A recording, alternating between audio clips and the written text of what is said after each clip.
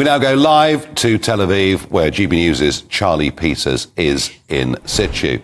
Charlie, good evening. Please give us an up-to-date report of what has been happening in the region today.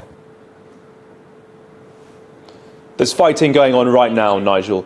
It's not clear if the militants fighting with the IDF outside of the Gaza Strip have recently crossed the border or if they have remained since the invasion on Saturday. But we have seen reports in the last 30 minutes that new sporadic small arms fire conflicts are occurring between defence forces on the Israeli side and Hamas terrorists.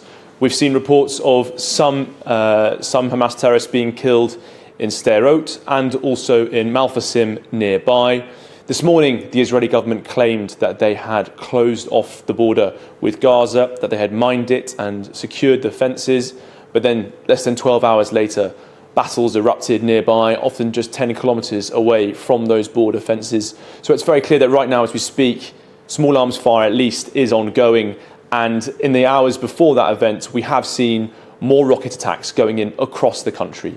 In northern Israel, from southern Lebanon, we've seen artillery fire coming down, likely from the Palestinian Islamic Jihad.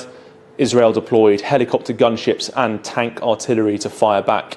In the central region, in Tel Aviv and further down where I am, we have had the air siren on as rockets were destroyed overhead by the Iron Dome defence system. But people here, including us, had to take shelter as that fire came in. And then down to the south, as I said, those clashes occurring, but also more rocket attacks flying into Ashkelon and further south. So effectively, Charlie, we now have Israel at war on two fronts. Clearly, the Gaza front bigger, but there must be real worries that perhaps Hezbollah will also get involved in this from the north.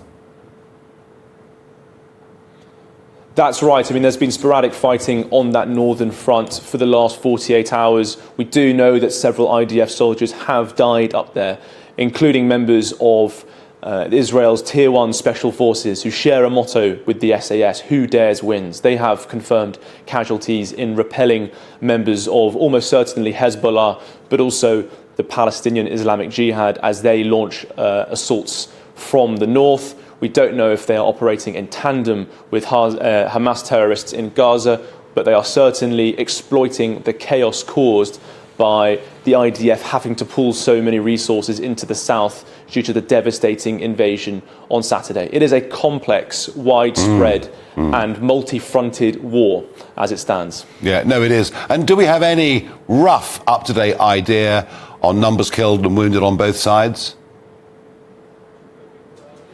Well, it's stretched now into the thousands on both sides for the first time late this afternoon.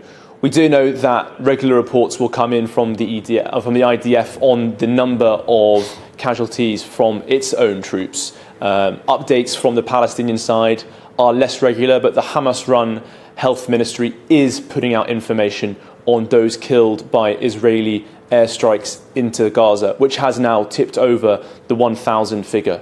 Over 1,500 Hamas militants and terrorists have been killed in Israel since the violence erupted. And that number is likely to rise as we see reports only coming in the last hour of more militants fighting with the IDF in and around the Gaza Strip.